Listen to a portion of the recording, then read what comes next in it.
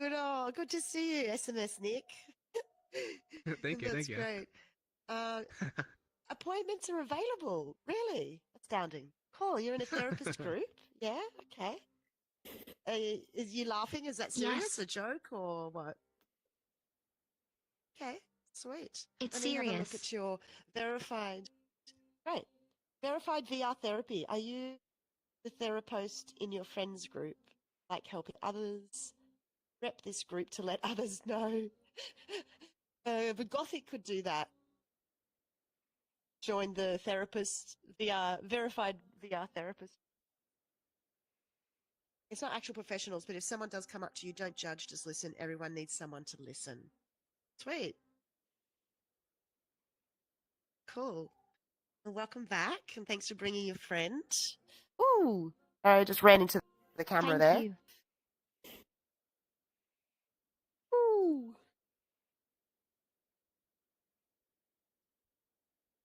It's like jumping around. Turn this down a little bit. I think a lot of the benefit of therapy is just talking. Honestly, it is. I would definitely Yeah. agree with that. Yeah, I would say that. It's just actually expressing what's inside you. Like, So, sometimes you just want yeah, to there are also vent. Yeah, sometimes you just want to vent. That's true. Sometimes I've heard it being called as like holding the bucket for someone, so they can just do a verbal vomit and just like get all the stuff out, vent. Yeah, that can be challenging though, too, to keep your own energy, like to not be affected by that. And I think that's why there are actual skills that people learn as a therapist to not take on. I learned about that. That's Learning definitely counselling. an important risk to point out. It's, I think being a therapist is can be a challenging role to know how to keep your own sort of circle, if that makes sense, and not get involved as well. It's like that a neutral sort of Yeah, space, that makes right? sense. Not really getting involved in your situation too. I think that's the other thing that distinguishes it from a friend. Whereas a friend might go, oh yeah, that bitch, or oh yeah, get on your Yeah, yeah, side, yeah. and you know. Hmm. Whereas a therapist is not going to do that. They're just going to go, okay, this is your experience. Okay, what are you going to do about it? Yeah, no, Yeah, that makes sense. the neutrality that's really cool. Right, it almost helps to have it Okay, be so you like guys an are right unbiased on third time. party. Say that again. Sorry, like it almost helps to have it be like an Yeah, unbiased third party, like someone you don't necessarily associate with, like otherwise. exactly. Exactly. I Mm, think that. Yeah, I don't think asking your friends to be your therapist is the best. Sometimes. I don't know. It depends what it sometimes is. I think, depends. Yeah. but sometimes. Yeah, it depends. Sometimes your friend, that's all you need. Just a chat, like you said, someone to listen, and then you better a hug. Hmm. Yeah. Thank you for being on time, you guys. Okay, so woo, the jump's pretty high in here. All set up and ready to go. I was finding that I couldn't actually click on my overlay um, with my little green button. Do you find that the audio falls off a lot in this world? Um, I Falls don't off. hear. Do you mean like the background, or do you mean like them talking, for example? If you mean the music, I can't It's hear just it You hard anymore. to mean? hear people when they're not that far away. Oh, Yeah, okay, the I fallout agree. range. Yeah, Astounding. I that part think is true. is that a world setting or really? Yes,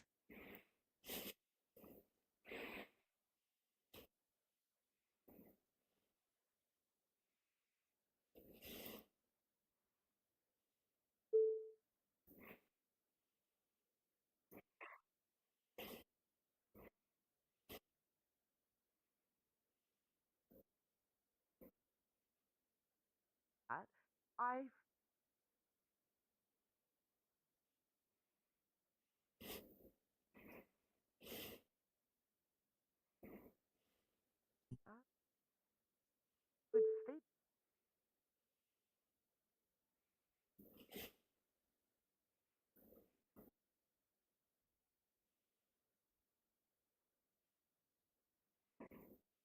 But I mean,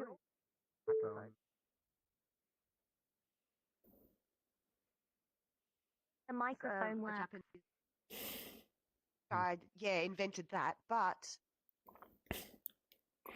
probably is still necessary to do meditations and urge What's up, Nikki? Sure. in a distance in the world. Good point. I'm going to look into that. I'm so going to look into that because I don't like how quickly it rolls off. Hello, who we got? Hello. Hi. Love. Hola.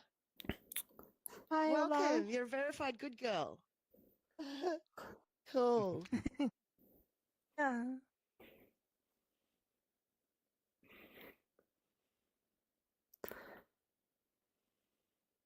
Beautiful. Well, good girls are allowed here. Welcome. I saw that you joined the Discord server recently. Nikki Love, so yeah, great to see you here. As Big Papa mentioned before, it's just really great if we don't change avatars through the event because it tends to lag me and sometimes I get kicked out. So just Definitely. choosing the one that you would like to be with today. I'm gonna lag you real quick.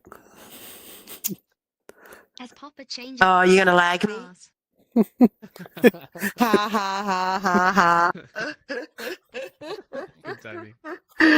No, but that was fine. That perfect timing. That didn't lag me. That was fine. Cool. I don't have the best internet connection. I'm Venus. Have I met you, Nikki Love? Did we meet in Alt Space?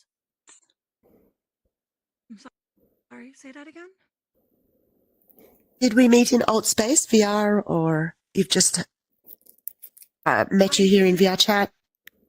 I was on the platform. All space, so we might have met. Yeah. Sweet, cool. Yeah.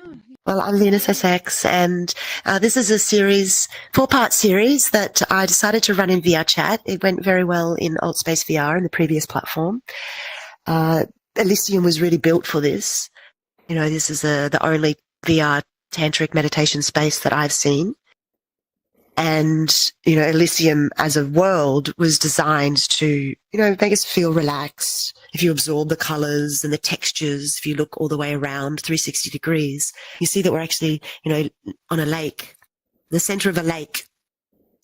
And we have the meditation platform out there where you see the fullness of the beauty of Elysium.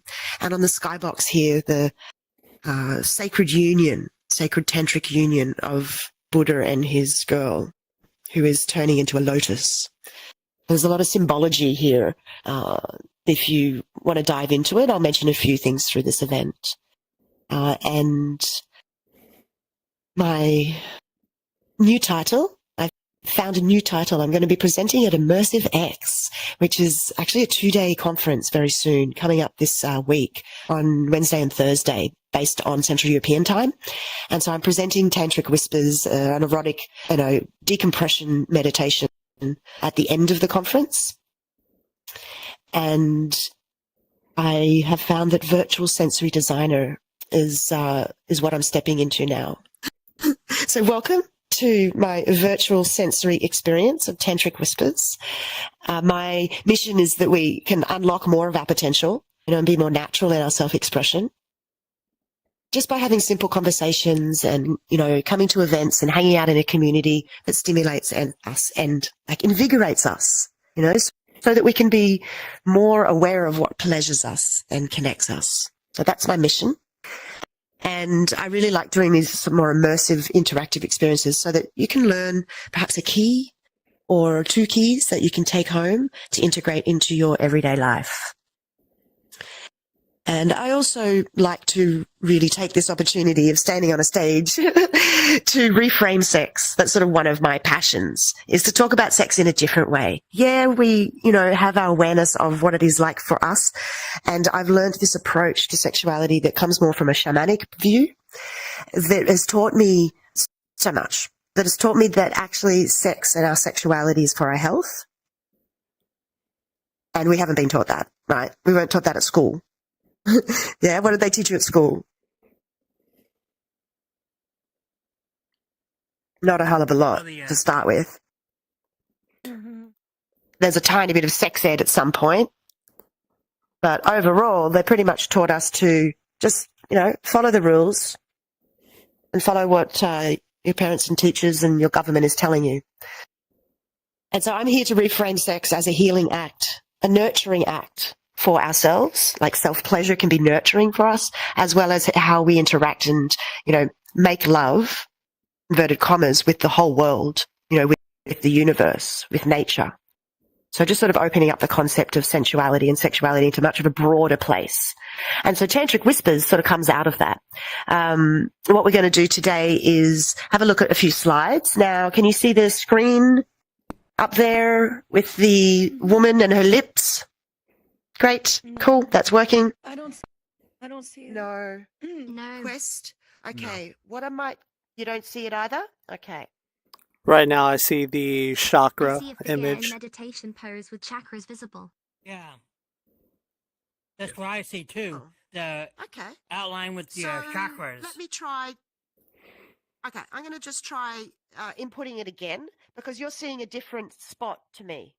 So it's just a sync issue. And I think it's because you entered after I put it on. So let's just try again. Maybe I Do just you need now to see resync. I the see it. lips? I It see looks it. like it Yeah. updated. I got Now I it. see it. Yeah. No, it's okay. I see it. It's okay. It's just because Yes. you entered see it now. after I did it. So that's it. Beautiful. And thank you for checking that. So that's something we've got to remember, Big Papa. If I put on the visual that people come in, they need to either sync. Let's test that next time. Next person who comes in, we'll ask them, and they may need to sync on the player. So if at any time you don't see the screen or Big Papa's changed over to the meditation track later, we'll talk you through syncing and we'll talk you through syncing and getting global audio happening. So what we're going to do today, how it's going to be, is we're going to look at, now Astounding, I think you were here last week for number 1. This is number 2, but I will just go over briefly the first 3 chakras that we looked at, and then look a bit more at the 4th one. So these are the energy centers that we have in our body in the Hindu or the Indian tradition, the Tantric tradition. And then we're going to have a look at the enemies. We're going to discover what are the enemies that attack this chakra, meaning what slows down the movement of the energy in our body and how do we deal with them.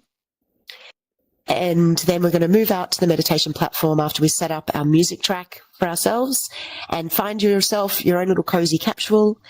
And then we're going to dive into our bodies. So I'm going to guide you through just a somatic exercise, like a breathwork meditation.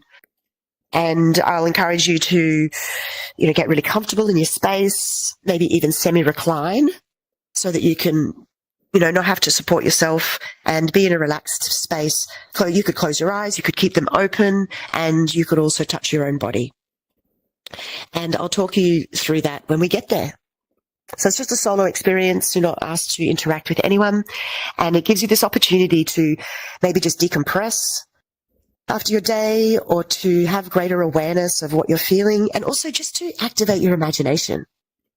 Something that I find is really important is the expanding our imagination so that we can, even see things that you don't see with your actual physical eyes.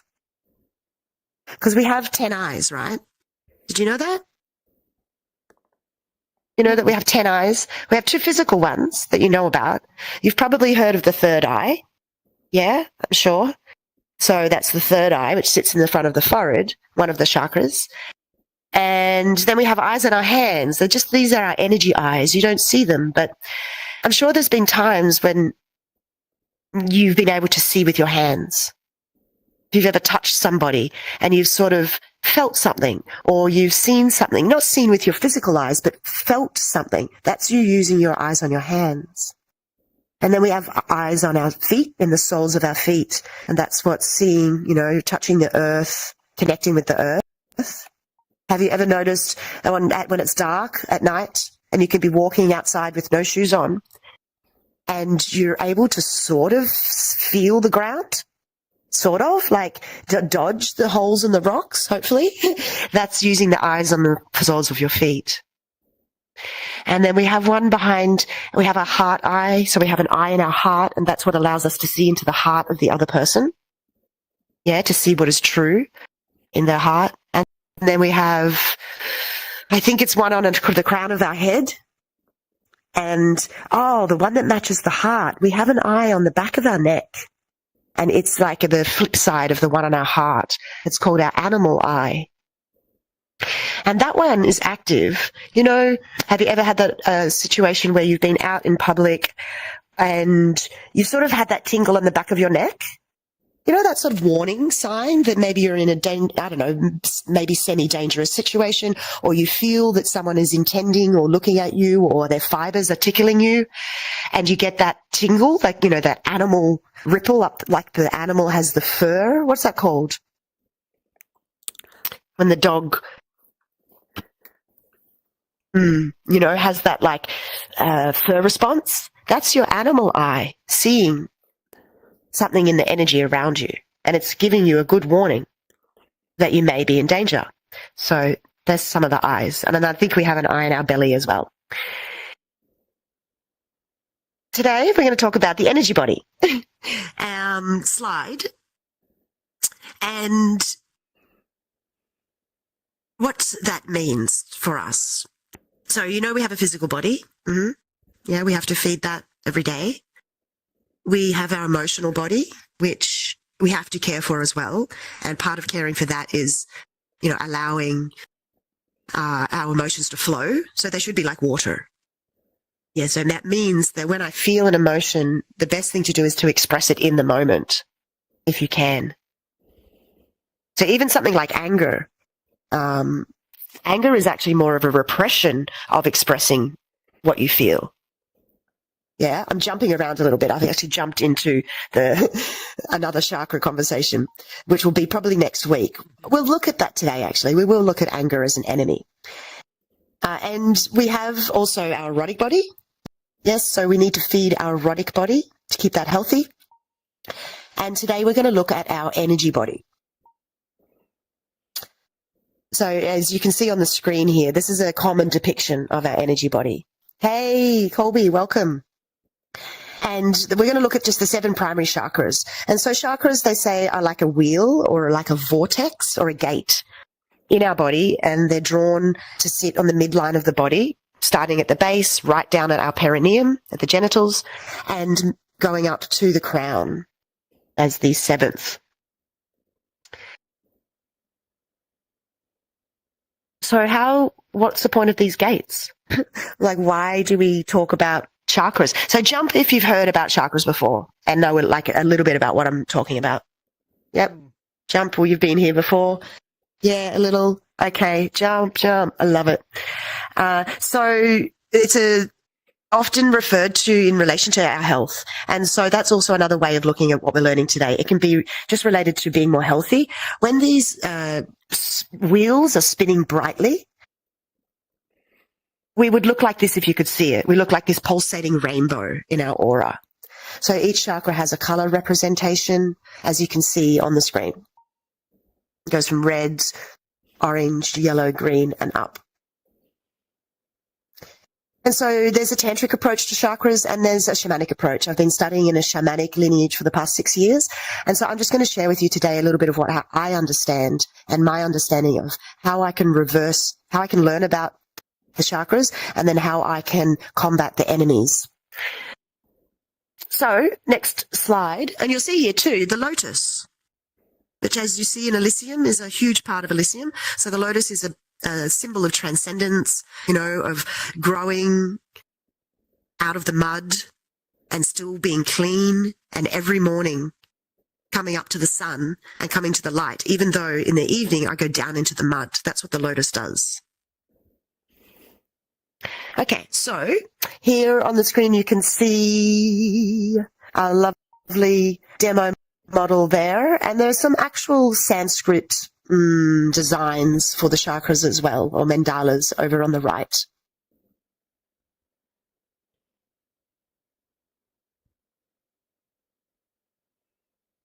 Okay, so let's go. So last week we started at the base. We talked about the root chakra and the second, the sacral, and about the solar plexus, the third, and we touched on the heart. So I'm going to just go over these 3 with a slightly different approach to what I did last week. So let's going to start at the root or the base. And so I'm I'm going to ask you to drop your controller and take your hand and actually cup over the base of your body, like over the genitals, and just cup your hand there. This is the base chakra. It's the whole pelvis area, really. But this gives you a bit of a somatic connection to it. You'll feel the warmth. Hopefully you're not wearing any clothes, unless it's cold where you are. It's warm here, so I don't have to wear anything. And just make that connection. Take a deep breath down into your hand.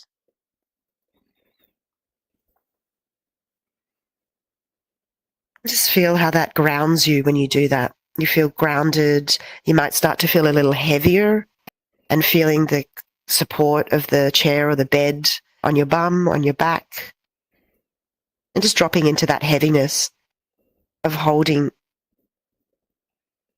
your breath in your hand. So breathing all the way down to your hand like you want to fill it up.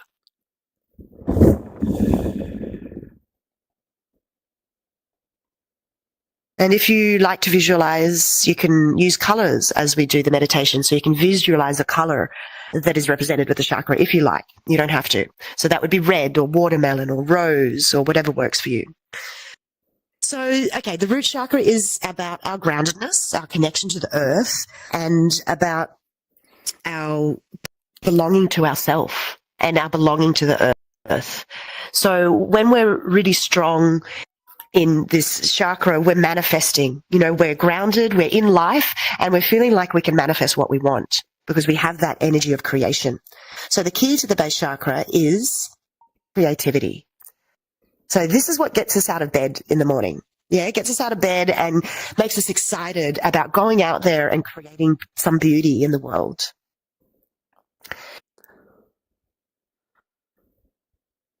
It's also connected to our sexuality in the sense of, you know, this is where our sort of base energy of the instinct to be sexual comes from. Like I don't know, I call it my animal instinct a little bit. I don't know whether other people would agree with that, but I feel it comes from this, you know, base of my body, that red, passionate energy. And then we move up to the second chakra, the sacral, which is just above the pubic bone. And this is also in the shamanic sense called the path wheel. So I was thinking about what does that mean, the path wheel? So I understood it to mean that this is the key to my willpower and my will to stay on my path. So whatever that is. So the path is what you've chosen to do. It might be your spiritual path, or it might just be, you know, what you're passionate about. And so the second chakra is a lot about our intention to stay with what we're doing, to have determination. And it's also about our internal resources, like what we have and what we know. So that sits here in our belly. So our knowledge, like what we know, actually sits within our body. It's actually not in our head. Did you know that? The mind receives information and it receives like concepts.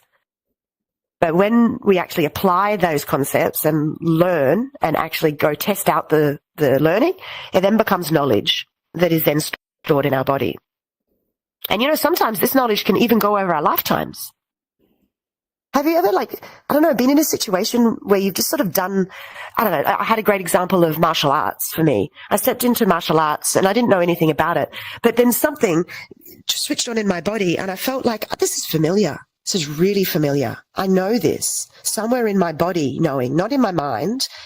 And that was a knowledge that has been instilled, you know, almost in my soul's knowing, that I was able to transfer, was able to feel and connect to in this life. I'd never done any martial arts whatsoever, but I just stepped on that mat and was like, warrior. So I maybe have been a warrior in a past life. Anyways, have you ever had an experience like that? Think about like where you've sort of just known something in your body without having to learn it. Me and computers, yeah. Share if you want. Yeah. Yeah. I don't think so. Yes? No? No, Professor? Nah, I don't think so. Okay. Okay. What do you say, Nikki? Did you kind of identify a time? I did. I learned who I was in my past life, and was pretty interesting. I had dreams about it too. Okay. What was one of the things that you learnt that you can access here in this lifetime? In this lifetime, I can access, I guess, a lot more. Same thing, pretty Any much. Yeah, okay, cool. Beautiful. Yeah. About you? What about you guys?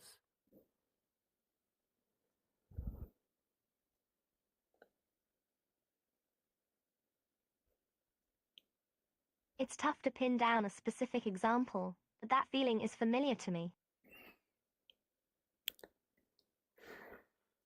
Cool. Yeah. This idea that knowledge is stored in the body. And this is where it's stored, sort of in this area in our belly. Okay, so what have we got next? The solar plexus. Okay, so we move up the body to the solar plexus. So that's just like below your solar plexus. The shamanic approach places it at the navel, and the Indian approach places it more at the solar plexus. But it doesn't really matter. It's that area of the body that is our third chakra, as they call it. And this is called the change wheel. So the third chakra holds our ability to change. You know, it's our willingness to change. And it's also about our connection to the everything. So this is our fiber connection to the universe, or fiber connection to other people. It comes out of our navel.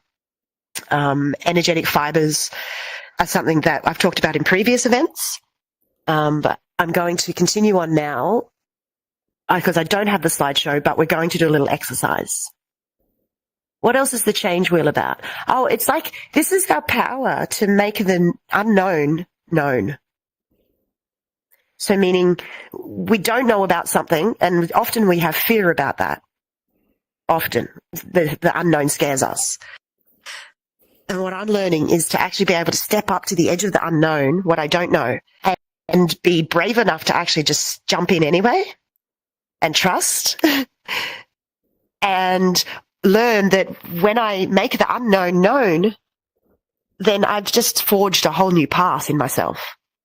Yeah, rather than staying here in my little space in the comfort zone, which I do. I definitely do. And I'm like, come on, this is comfortable. But can I identify, how do I deal with the fear?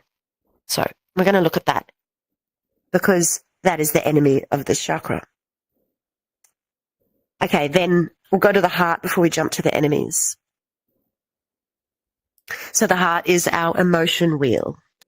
Sits here in the center of the chest between the breasts, and this is our open heart-to-heart communication with other people. It's our intimate fluidity with ourselves and with others in our intimate environment. And it's our truth, like, you know, speaking our truth. Oh, that's sort of more the throat chakra, actually. So this is more about our emotional space, the heart. And one huge key, and I'm going to talk you through this in the meditation, is learning how to connect our genitals and our heart. It's very common in our teachings and in our culture that we've got a severance between our genitals and our heart, mainly because I think sexuality hasn't been celebrated. Christianity and some religions have really repressed us being just being sexual beings naturally and celebrating that. And there's also a lot of shame that has been put on us about being a sexual being. And so I think, this is my theory, that it's caused a cut here through the middle of our body. And it's very common for us, all of us, to have this separation between the genitals and the heart. And so I think one of the pieces of learning is to how do I connect my genitals and my heart? How do I have a flow of energy between those two so that I can still fuck and just, you know, and enjoy that and have that type of pleasure, but I can also fuck with heart, you know, have my heart present as well. So there are a lot of people that just fuck, partly because they don't know how to move the energy up, and that's part of what we're going to learn today. I've learned that. I didn't know much about heart energy. I was just like, let's fuck in my younger years. And yes, I guess as I've matured and as I've gone into learning a little bit more about my energy body and the fact that we're much more than just this physical body, And through learning about my chakras and erotic meditations, I've now experienced what's that like to bring in my heart energy when I'm having sex, when I'm making love. So it's green, it glows with the color green. And today we're going to learn how to energize this chakra by generating energy in our base chakra. Cool? Are we up for that? Yep, jump. Jump if we're up for that. Yes? Yeah. Okay, great. Cool. Yes, excellent. So, okay, next slide. We're going to look at the enemies.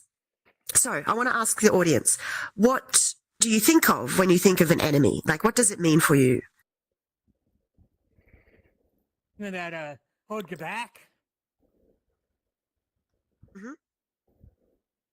Something that wants to harm me. Yep.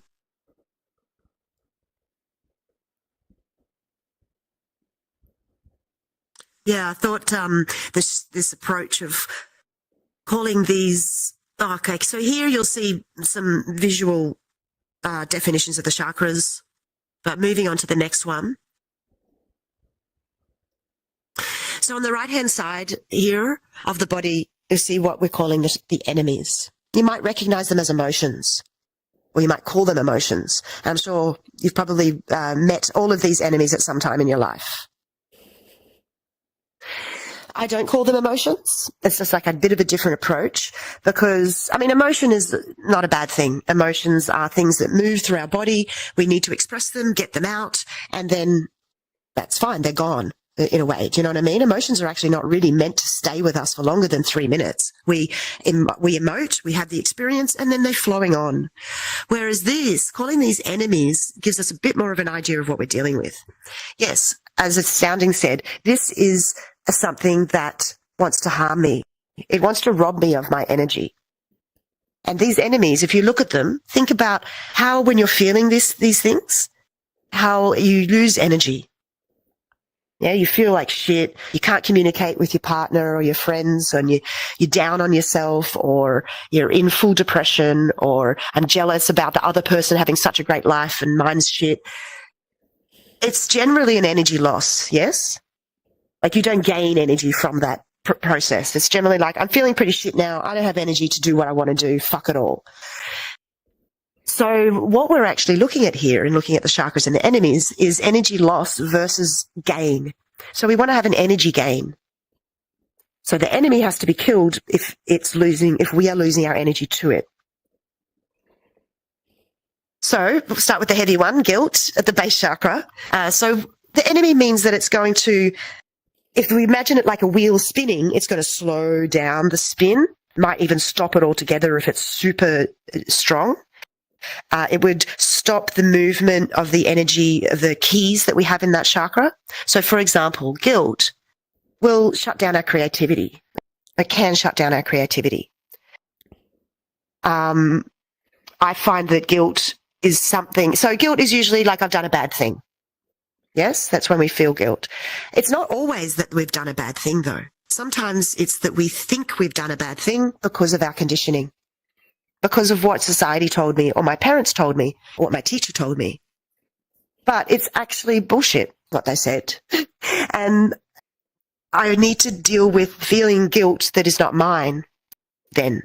And the way to do that is to just take responsibility, to be more responsible as a human and go, no, okay, I chose to do that. And it was consensual and it didn't hurt anybody else. And I was within my own circle, meaning my own circle of choice. And that's the choice that I made. So there's 2 ways you can deal with guilt. Actually do a self-inquiry and go, okay, well, did I actually harm somebody? Because if you did, obviously you need to make retribution.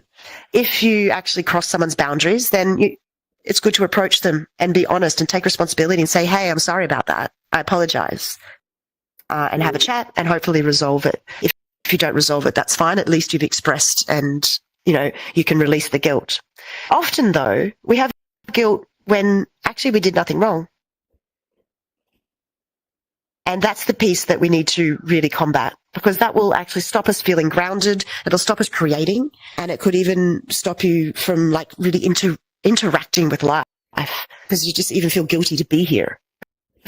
Taking up space. That's the worst case scenario.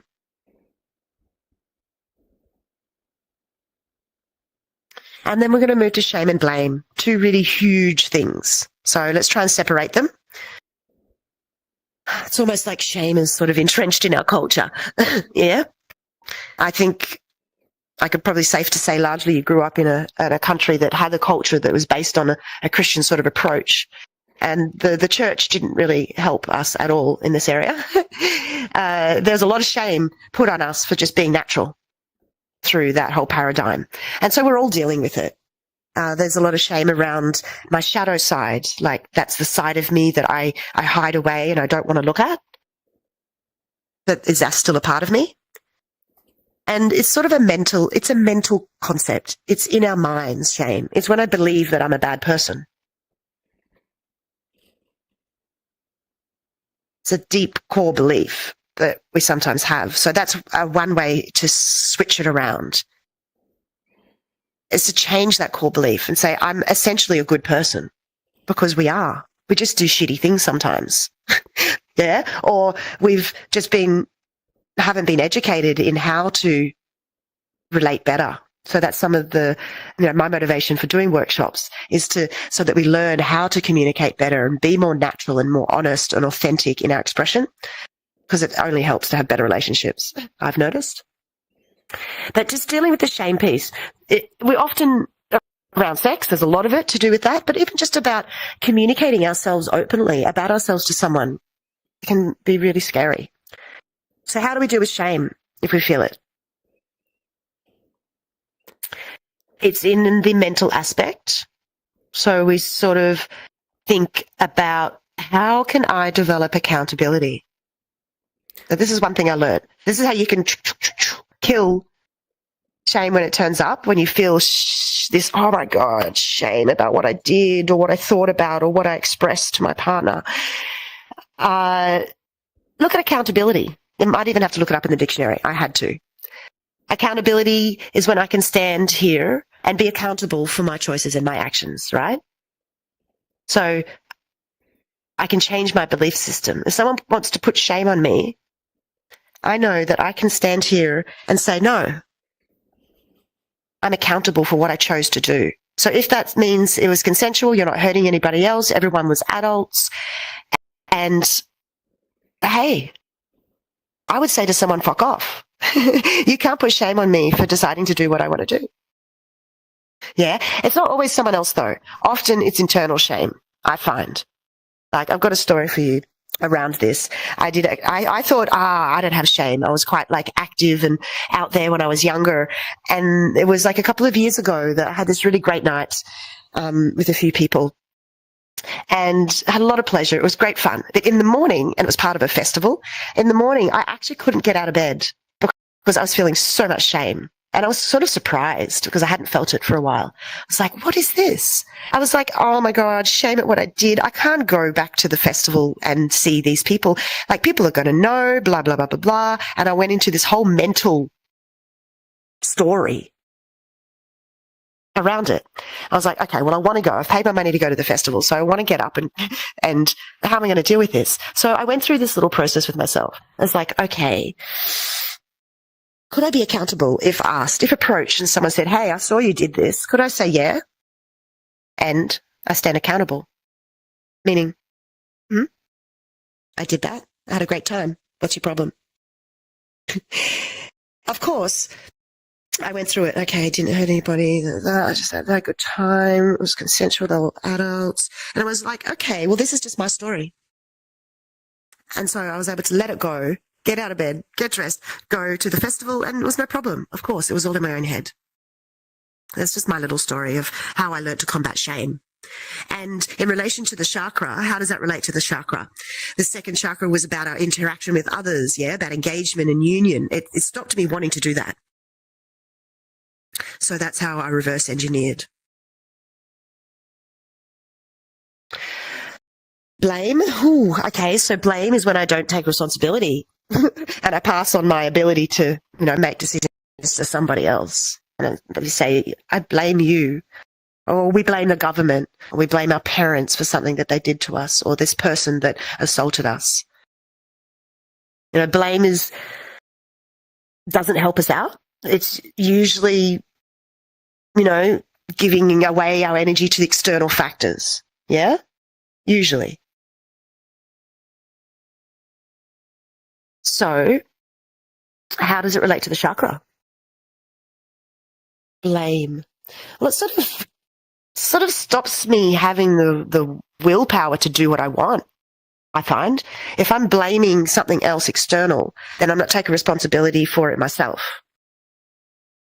And that would slow down the movement of the energy moving up to my heart. So one thing that I learned was I have to develop self-authority. Okay, so what is self-authority?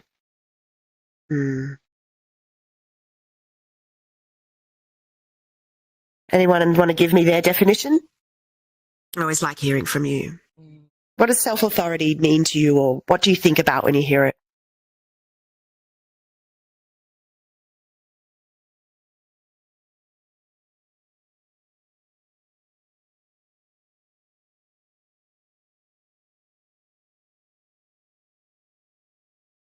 Yes, that. Yes? And when you say control, can you expand on that a little bit?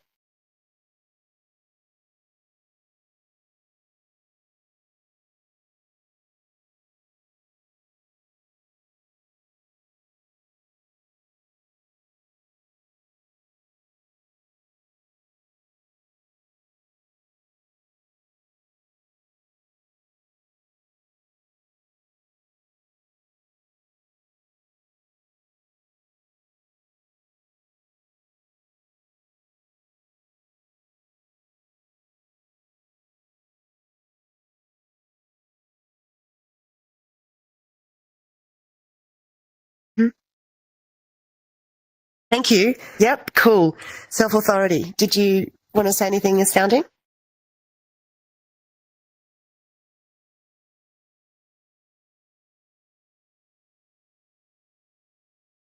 Okay, cool. Because I was a bit like, okay, self-authority, what does that mean? How does that relate to blame? It's like, how do I put the two together? So what I discovered was blame.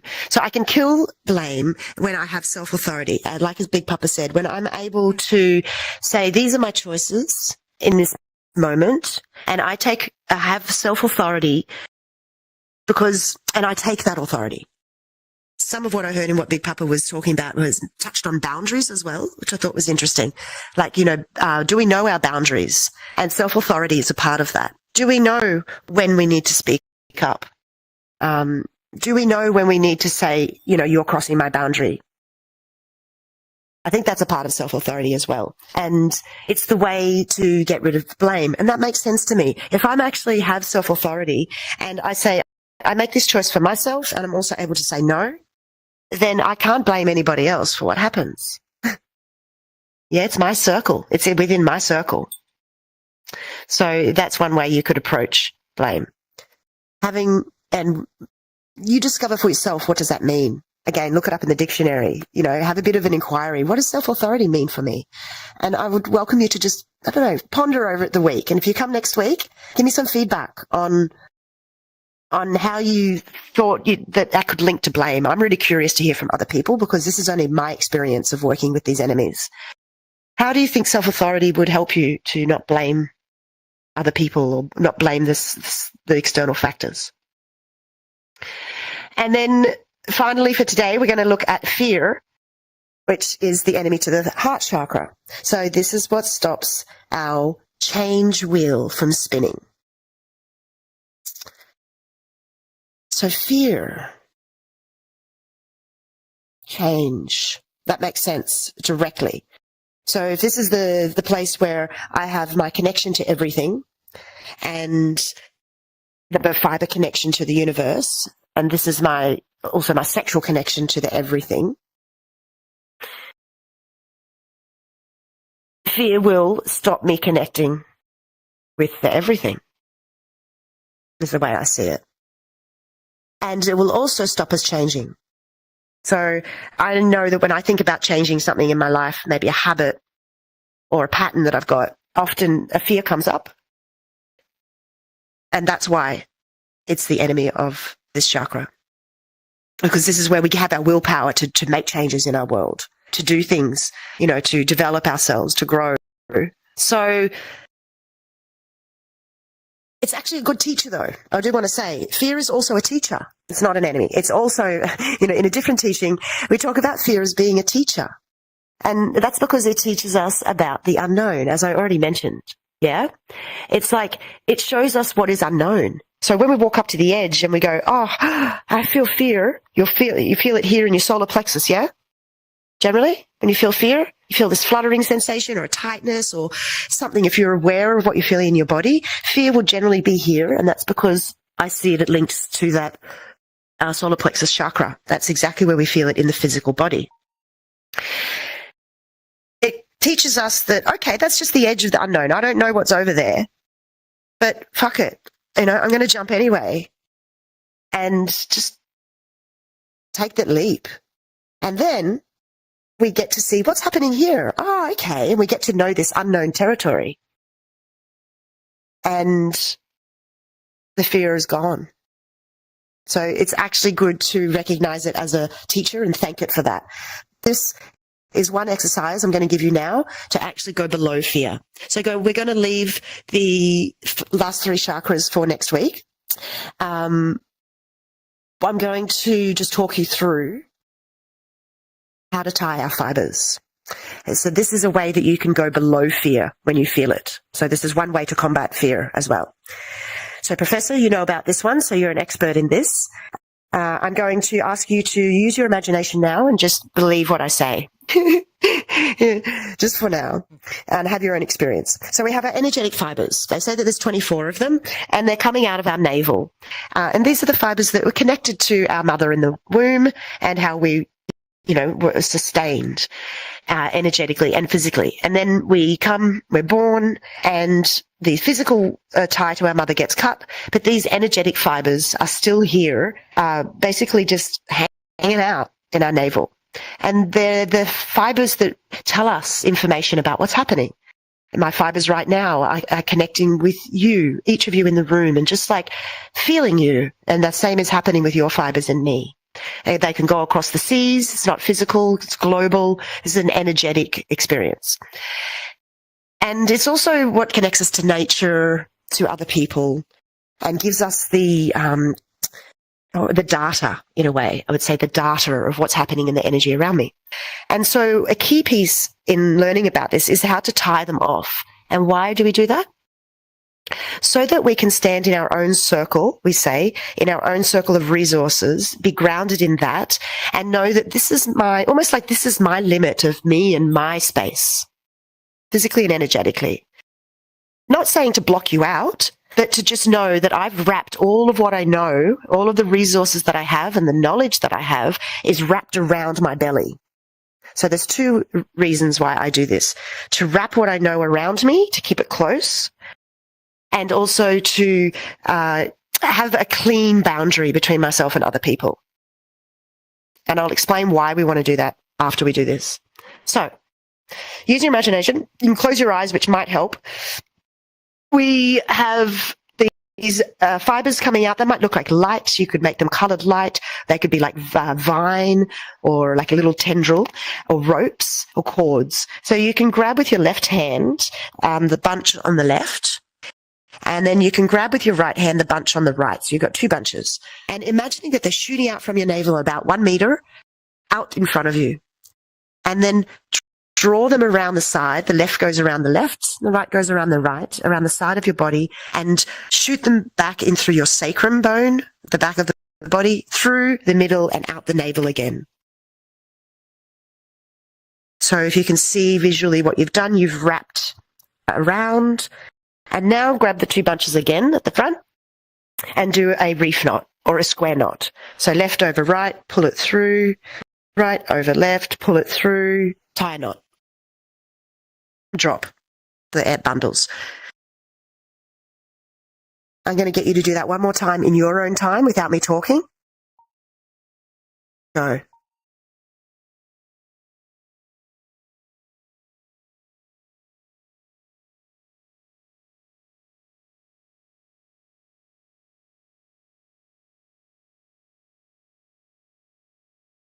found it really helpful. Yeah, I found it really helpful in learning this exercise to do it physically with my hands at first, kinesthetic experience. And now I'm able to just, when I'm anywhere in the supermarket, in the car, anywhere, about to meet somebody, walk up to them, I quickly tie my fibers in my mind's eye. But doing it physically with your hands is really helpful, I found initially. Does anyone feel any different? Any difference to how they felt before? Yeah? Okay. So there's two reasons why we might want to do this. Like I said, I do it before any important meeting or before I'm coming to have a discussion with my lover. Anytime I remember, really, to be honest. Anytime I can remember to tie my fibers, I do. And so this is a sort of a psychological exercise as well, to remind myself constantly that I'm here in my own circle and I have self-authority to choose to do what I want to do, and I'm going to make good agreements with other people, not based on like contamination. So I'll quickly mention contamination and then we're going to jump out there, because this is a big concept. Another reason why I tie my fibers is so they're not contaminated by other people. What's going on for other people in their life right now?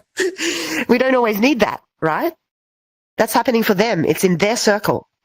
So have you had an experience where you're feeling really good, you're just having a super good day, and then you either speak with somebody, even just a random stranger or a friend that's a bit down or having a shitty time, and they're venting at you?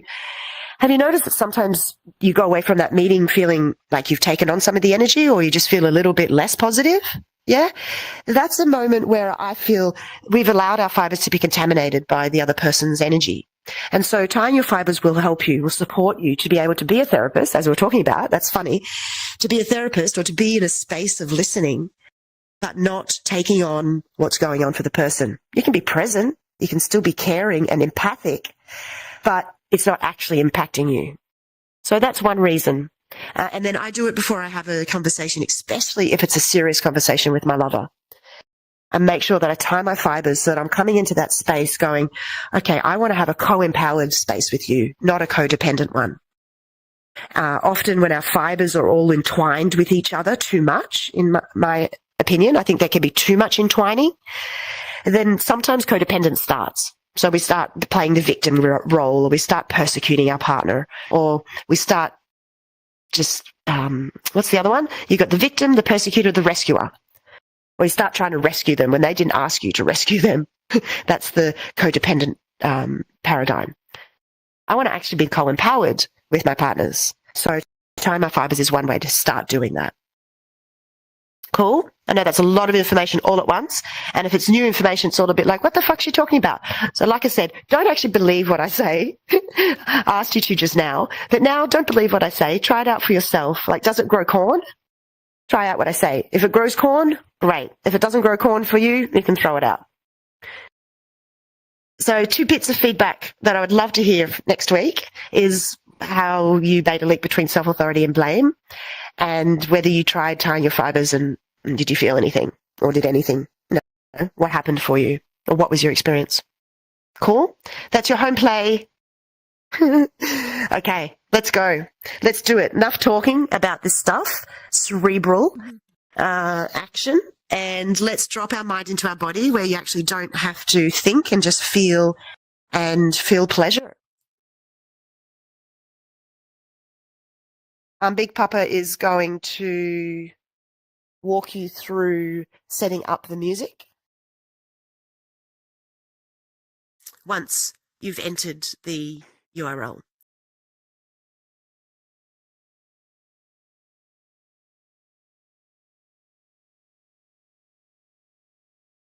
Hey, not hearing you if you're talking.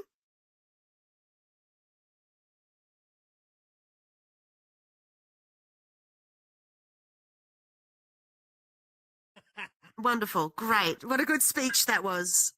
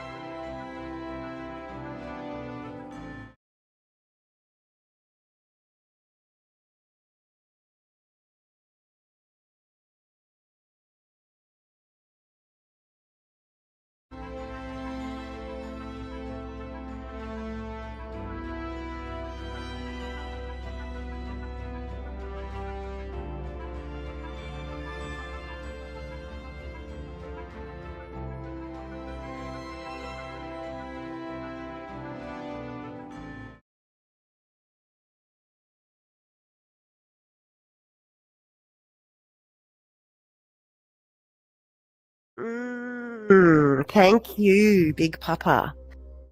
Hi, I'm Venus, she who's dropped down from the Empire of Love to come and be with you. You're deep inside my heart, and deep inside my mind.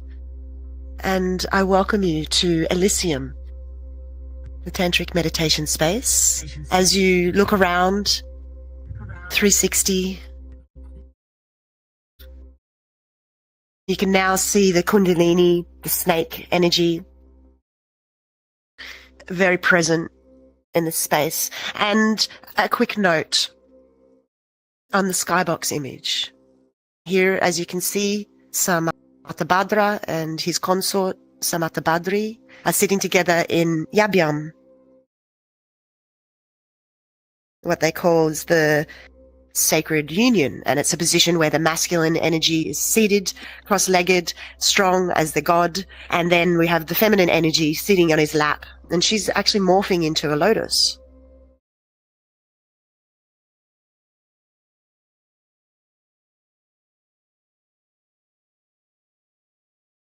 And what's happening here, you can't really see what's happening here, but it's a great example of what we were just talking about.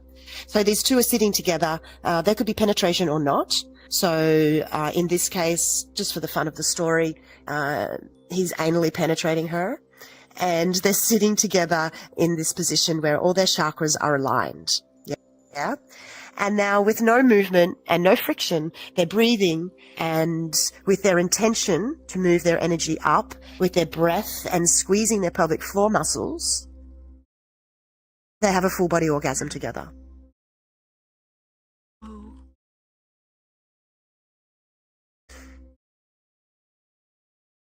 That is the possibilities when we learn how to move our energy. This is a possibility. It's genitally stimulated, but it's not, it's generated with the genital energy, but it is a full body orgasm. The orgasm is not actually just coming from the base of the body. It's coming through the whole chakra system and then exploding out the top of your head.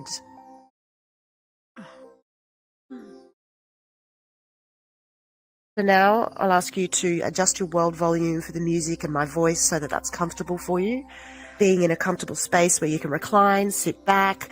If you've got your feet on the earth, that's great. Like really wiggle your toes, open the eyes on the soles of your feet to feel the connection with the ground.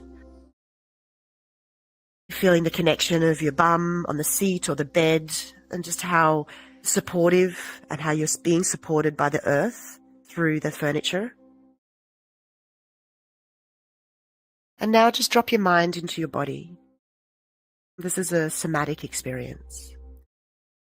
I want to invite you to dive into your taboo-free space. And we can learn how to be more natural in our sensuality in this space.